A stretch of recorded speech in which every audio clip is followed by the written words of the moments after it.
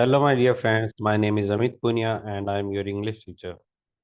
जैसा कि आप जानते हैं कि हम मॉडल की सीरीज में चल रहे हैं। हमने मॉडल एज ए एबिलिटी पढ़ लिया है। आज हमारा टॉपिक है मॉडल वर्ब्स फॉर पॉसिबिलिटी, यानी कि मॉडल वर्ब संभावना के लिए। मॉडल वर्ब के जो यूज होते हैं पॉसिबिलिटी के लिए, ये दिखाते हैं किसी काम के होने की संभावना क्या है, यानी कि उसकी निश्चितता के बारे में बताते हैं। सबसे पहला है दोस्तों में स्ट्रॉन्ग पॉसिबिलिटी, एविडेंस बेस्ड 70-90%। यानी कि मे का यूज स्ट्रॉन्ग पॉसिबिलिटी दिखाने के लिए किया जाता है, और उसके साथ में उस वाक्य में आप एक एविडेंस भी दोगे जिस आधार पर आप कह रहे हैं कि ये चीज पॉसिबल है, और 70-80% इसकी संभावना होती है। तो आप कह सकते हो ये एक स्ट्रॉन्ग पॉसिबिलिटी को दर्शाता है।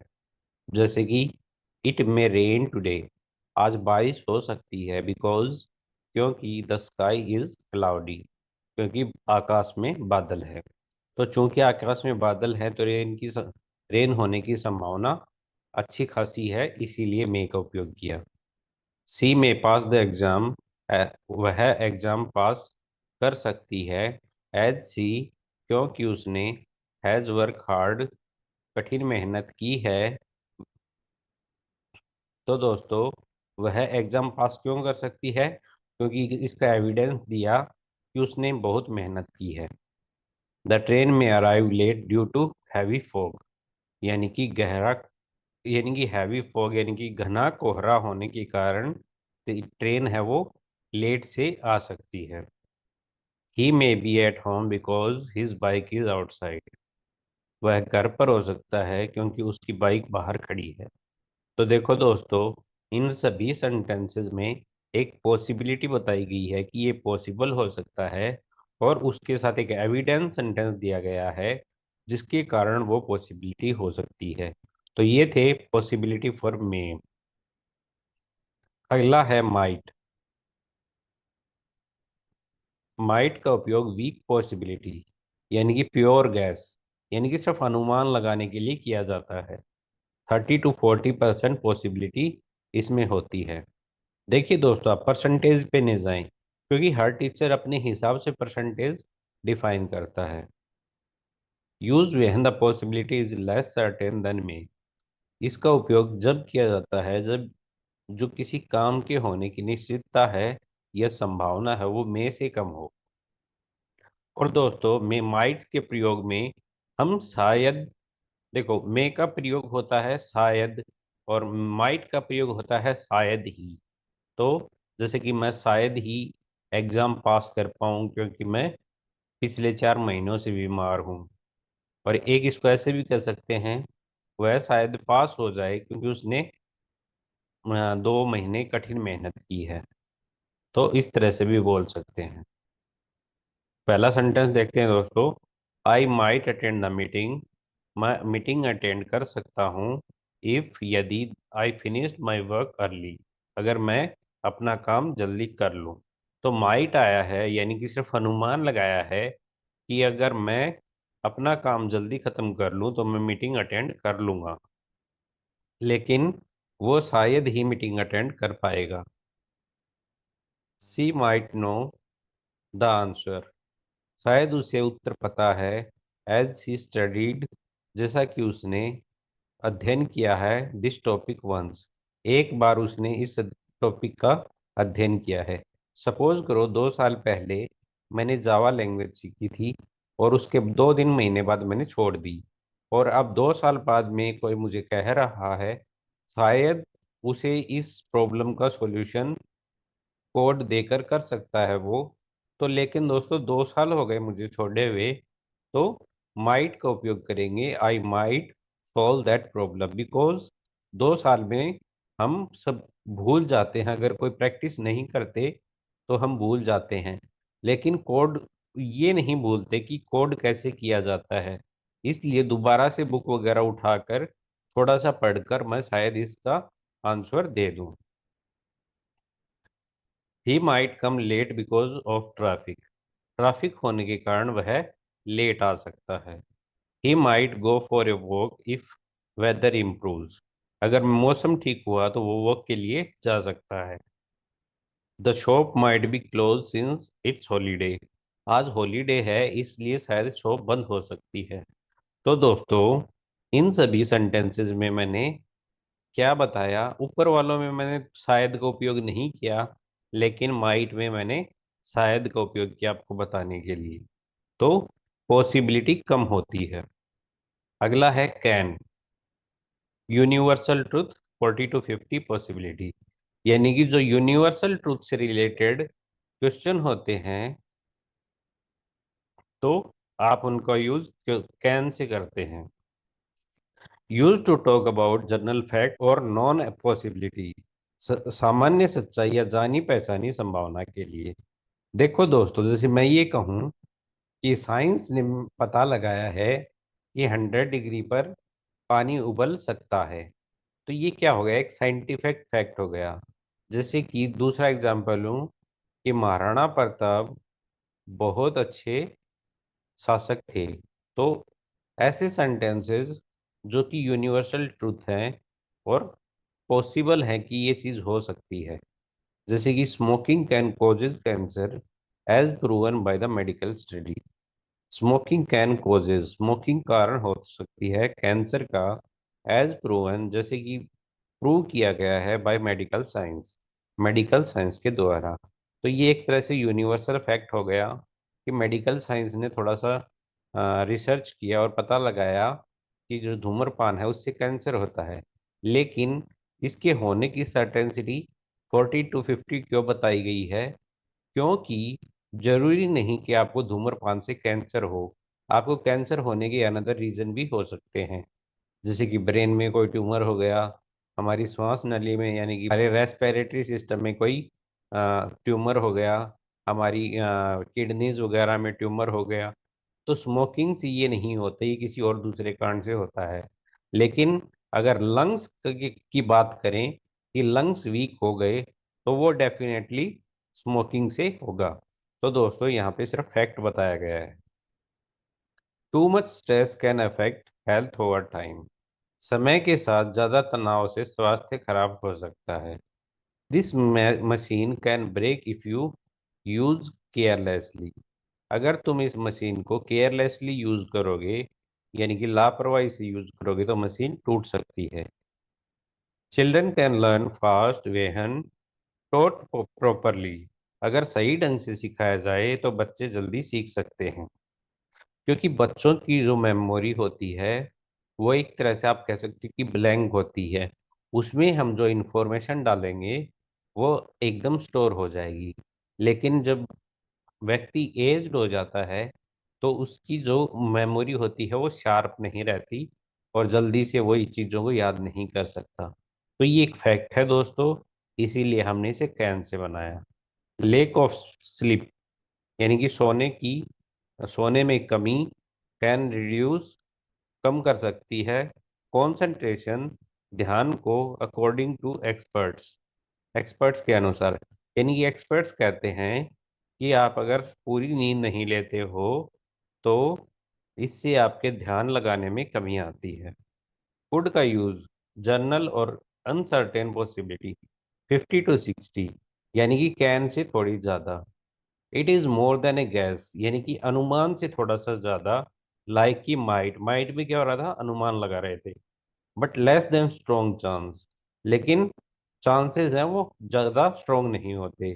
यूज टू शो जर्नल और थ्योरेटिकल पॉसिबिलिटी, सामान्य और अनुमानित आधार पर संभावना के लिए। कैन में क्या देखा दोस्तों हमने? वो एक यूनिवर्सल फैक्ट भी हो सकता है, साइंटिफिक फैक्ट हो सकता है, या मोरल फैक्ट हो सकता है। तब हम कैन का यूज करते हैं। और अगर हमें सिर्फ अनुमान लगाना हो, अनुमान के आधार पर कोई चीज बतानी हो, तो उसके लिए कुड का प्रयोग करेंगे। जैसे कि this problem could be solve, यह प्रॉब्लम सॉल्व की जा सकती है वे हैं विद द राइट अप्रोच, सही तरीके से। अगर आप सही तरीका लगाओ तो ये प्रॉब्लम सॉल्व की जा सकती है। इसमें सिर्फ एक अनुमान लगाया कि कोई प्रॉब्लम है, अगर उसको तरीके से सॉल्व किया जाए तो वो सही समस्या हल हो सकती है, लेकिन जरूरी तो नहीं कि आप जो अप्रोच कर रहे हो वो सही हो। यानी कि आप जिस चीज को मान रहे हो कि ये राइट अप्रोच है, तो ये गैस हुआ कि ये राइट अप्रोच है, लेकिन मैन टू मैन जो अप्रोच होती है वो अलग अलग हो सकती है। तो जो समस्या का हल है वो भी है अलग अलग हो सकता है। ही कुड बी राइट, वह सही हो सकता है। कैंडिडेट यानी कि उम्मीदवार, बेस्ड ऑफ हिज एक्सपीरियंस, उसके अनुभव के आधार पर। यानी कि किसी ने कहा कि अमित अनुभव के आधार पर एक एमएलए का चुनाव लड़ सकता है, लेकिन जरूरी तो नहीं कि अमित चुनाव लड़े और उसका उम्मीदवार हो, क्योंकि अमित शायद इतने लोगों के बीच में नहीं रहा, इतना सोशल नहीं था कि वो उम्मीदवार हो। तो ऐसी कुछ संभावनाएं गैस किया जा सकता है। The situation could get worse if no action is taken, अगर कोई कदम नहीं उठाया गया तो स्थिति और खराब हो सकती है। यानी कि सिर्फ अज्यूम किया गया कि अगर किसी ने एक्शन नहीं लिया तो ये जो कंडीशन है वो वर्स हो सकती है, यानी कि और ज़्यादा खराब हो सकती है। लेकिन ये भी तो पॉसिबल है, अगर कोई एक्शन न ले तो शायद ये ज़्यादा खराब न हो। तो दोनों ही काम हो सकते हैं। तो ये थे दोस्तों कुड के कुछ पॉसिबिलिटी के व्यूज। अब बात करते हैं मे नोट नेगेटिव पॉसिबिलिटी, न होने की संभावना। He may not come today because he is unwell, वह आज नहीं आ सकता क्योंकि वो बीमार है। तो देखो इसमें पॉसिबिलिटी ज़्यादा है, क्योंकि वह बीमार है इसलिए नहीं आ सकता।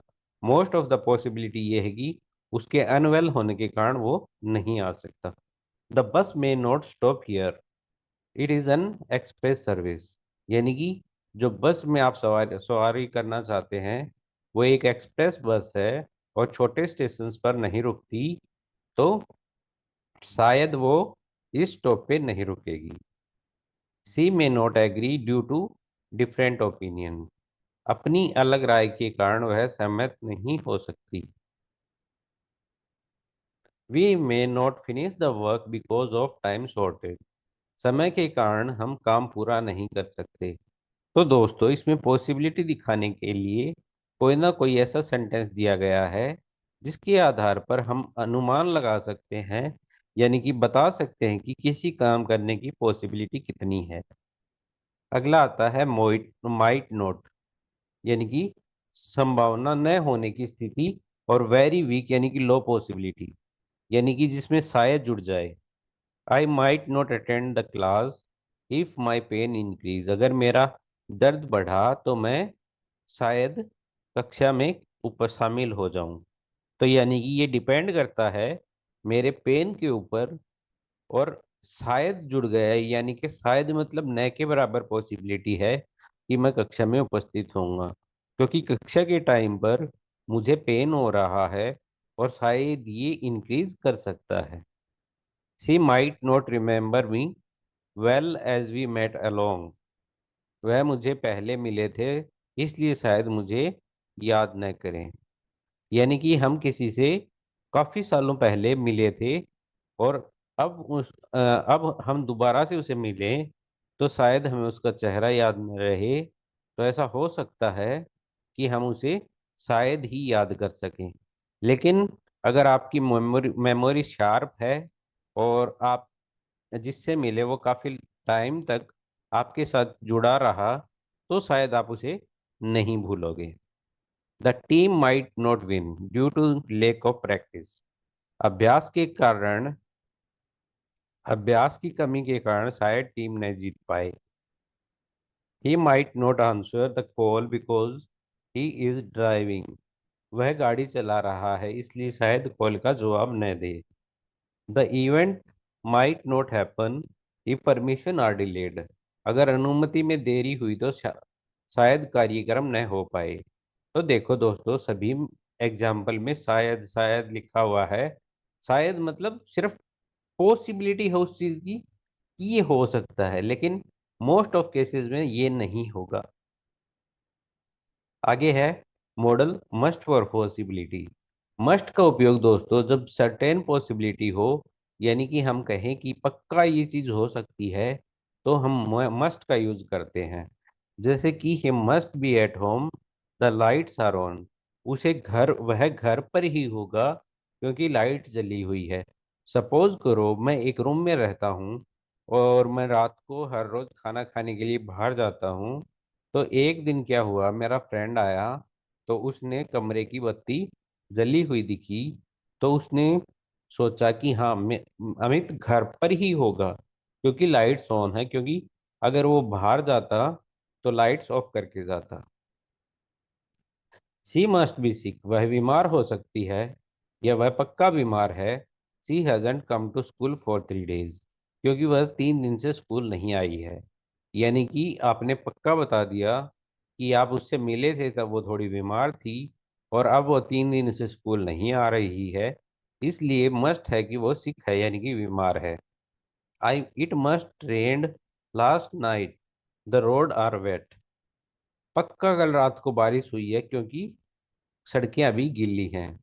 दे मस्ट बी वेरी टायर्ड, वे पक्का थके हुए होंगे। They have been working all day, क्योंकि उन्होंने वो सुबह से का वो पूरा दिन काम कर रहे थे। This must be his phone, his name is written on it. यह उसी का फोन होगा क्योंकि उस पर उसका नाम लिखा है। देखो दोस्तों, ऐसे फैक्ट दिए गए हैं जिनसे ये पता चलता है कि काम के होने की पॉसिबिलिटी या सर्टेनिटी कितनी है। तो मस्ट का प्रयोग 100% पॉसिबल होने के कारण किया जाता है। दोस्तों, model for possibility in past. अब तो ये देखो दोस्तों, अभी तक हमने क्या पढ़ाया कि प्रेजेंट में किसी चीज के होने की कितनी संभावना है। अब देखते हैं कि किसी सेंटेंस में पॉसिबिलिटी पास्ट में कितनी थी। तो दोस्तों, इसका सिंपल सा फंडा है। जो मॉडल हमने ऊपर लिया, कैन, कुड, मे, माइट और मस्ट, उनके साथ हैव लगाकर वर्ब की थर्ड फॉर्म यानी कि पास्ट पार्टिसिपल लगा दो, तो वो पास्ट में आपका सेंटेंस हो जाएगा। जैसे कि मे हैव, वर्ब की थर्ड फॉर्म 60 to 70% श्योर, यानी कि भूतकाल में किसी काम के होने की अच्छी संभावना हो। He may have missed the train because he arrived late, यानी कि उसकी ट्रेन छूट गई होगी क्योंकि वो लेट पहुंचा। She may not have forgotten my call as her phone was switched off, वह मेरी कॉल भूल गई होगी क्योंकि उसका फोन बंद था।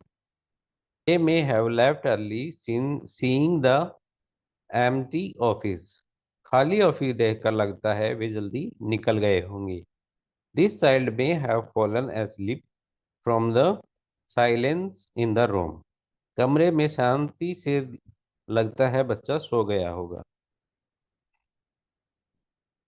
He may have taken the keys since they are not on the table. चाबियां मेज पर नहीं है, शायद वह ले गया होगा। देखो दोस्तों, ऊपर जितने भी सेंटेंस आए में से उनके साथ कंडीशन दी गई जो कि बताती है कि जो काम है वो पक्का पॉसिबल हुआ होगा इस कारण से। तो इसमें थोड़ा सा शायद लगाते हैं, राइट है में शायद ही लगाते हैं। तो दोनों में थोड़ा सा डिफरेंस है।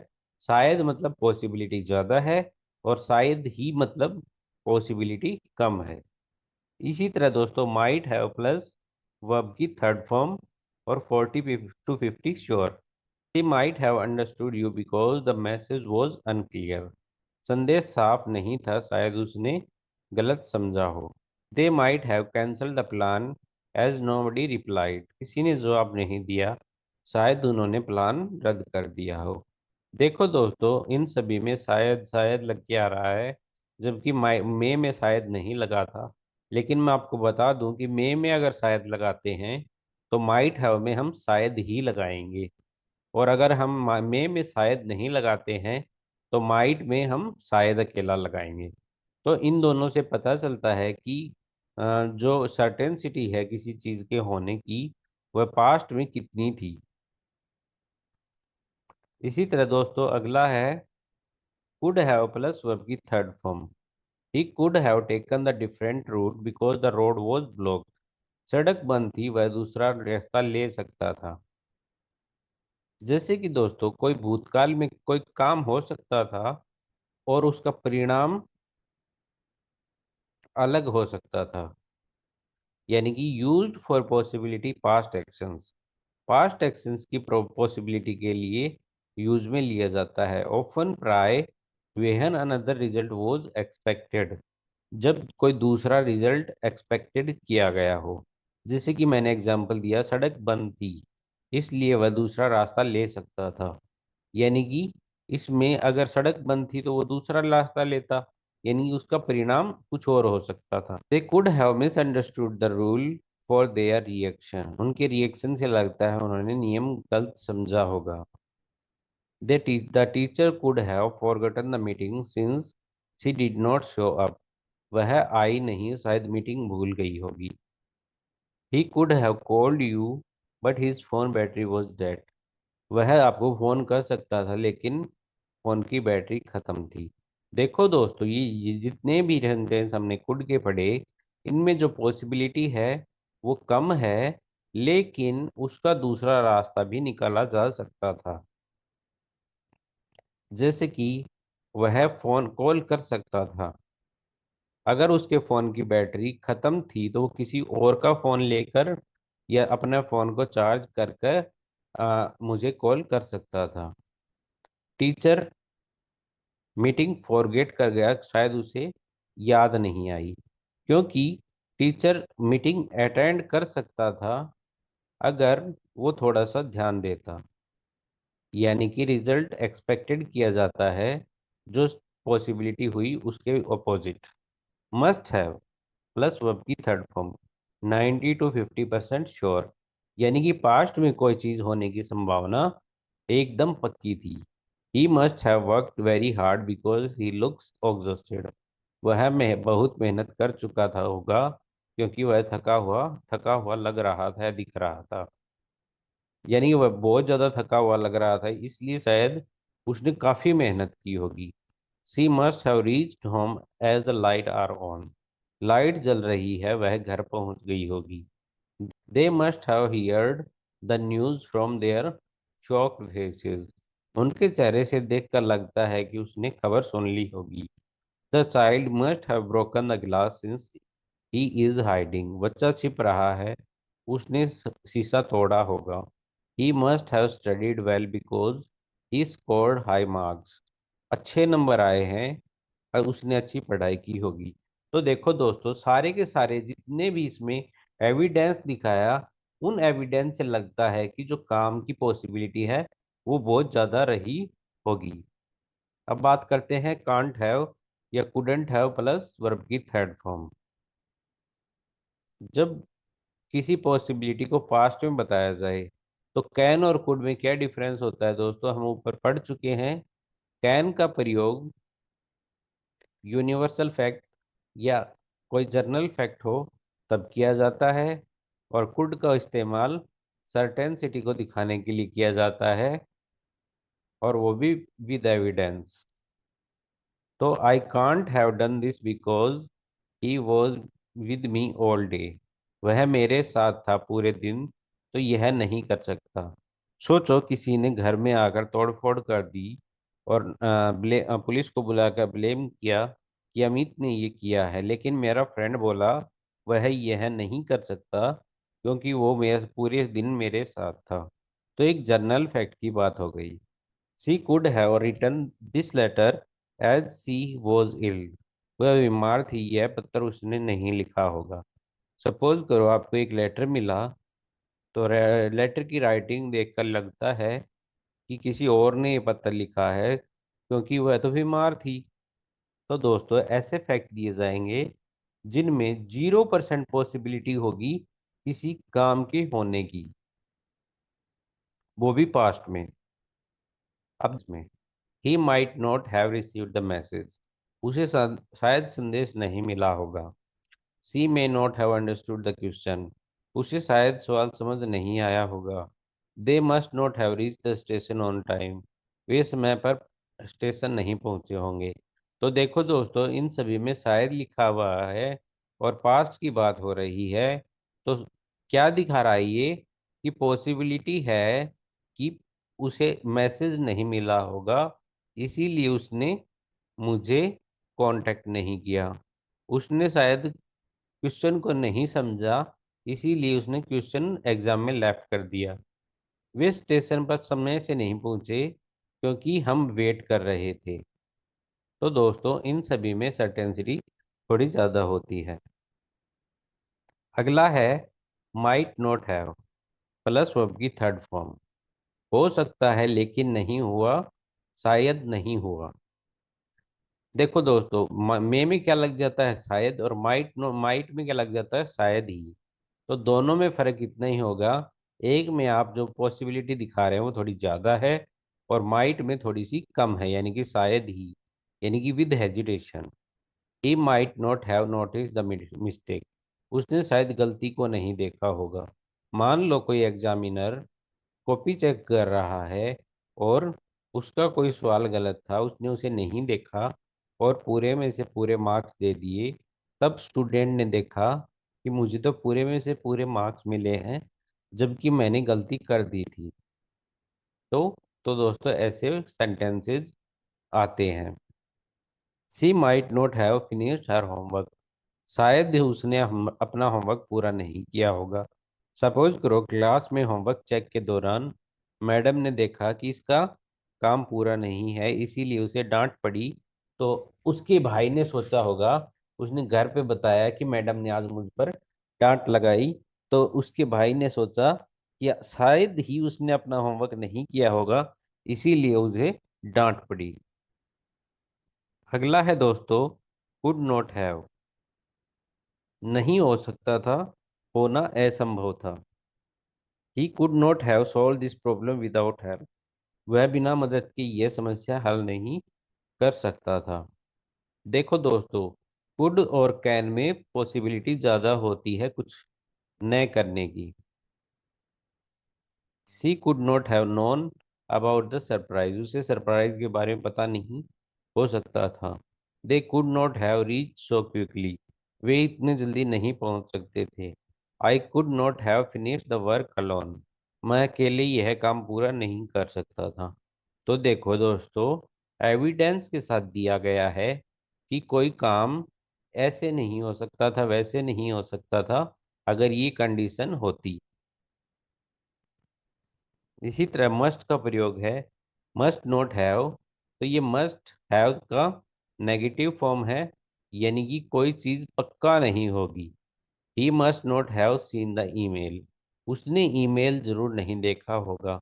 शायद आपने किसी के पास ईमेल किया हो कि भाई मेरा ये प्रोजेक्ट है, इसे देख कर बताओ कि ये सही है या गलत है, और आपको काफ़ी वेट कर लिया, और आपके पास उसकी रिटर्न मेल नहीं आई। तो आपने अनुमान लगाया कि पक्का उसने मेरा मेल नहीं देखा होगा, क्योंकि जैसा कि मैं जानता हूँ, जिस टाइम पर मैंने उसे मेल किया उस टाइम पर उसकी मीटिंग होती है। She must not have understood the instruction. उसने हिदायतें जरूर से नहीं समझी होंगी।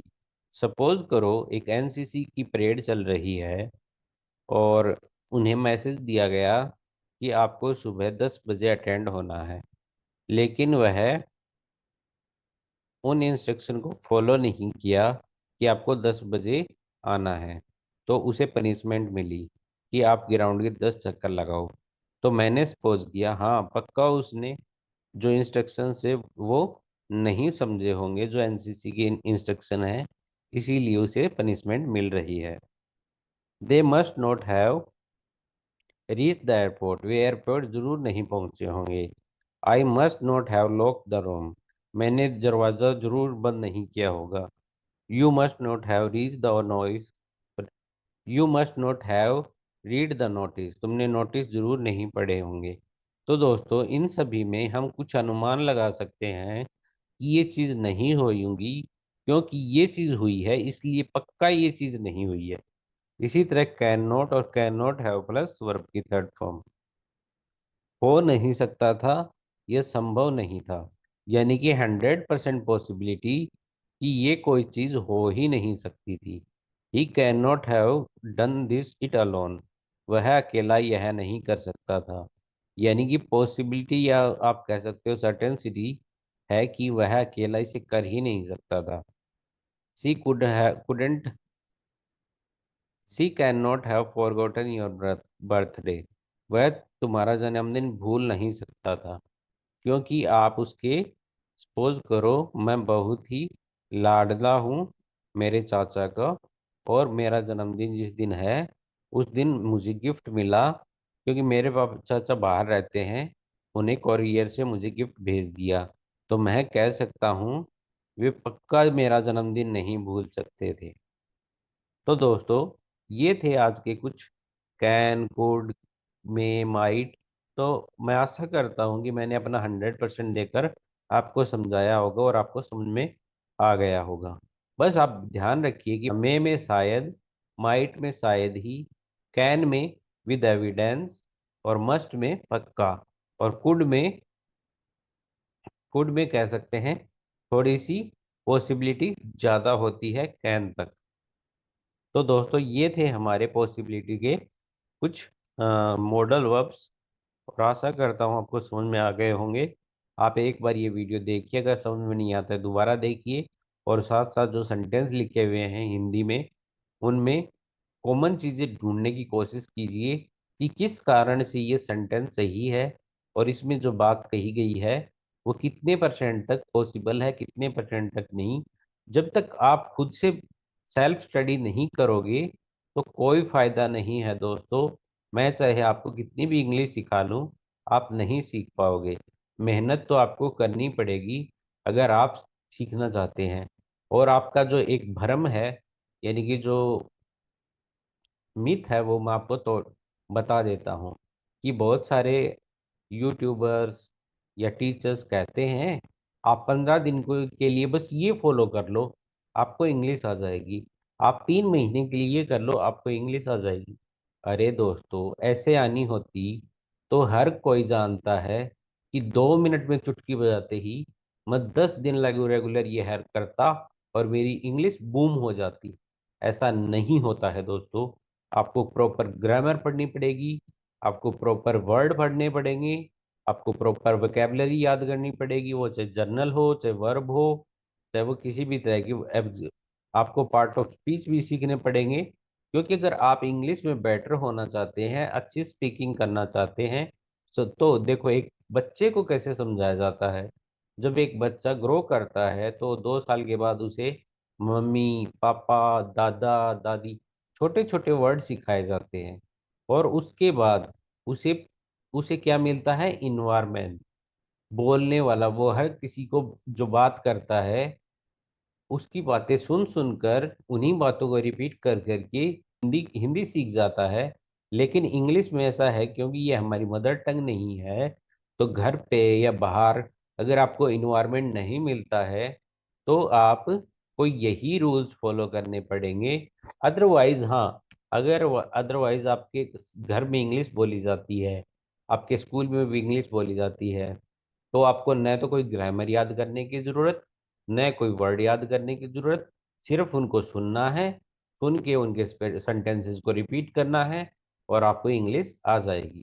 तो दोस्तों, मुझे लगता है आपका भ्रम टूट गया होगा। आज के लिए इतना काफ़ी है दोस्तों। धन्यवाद।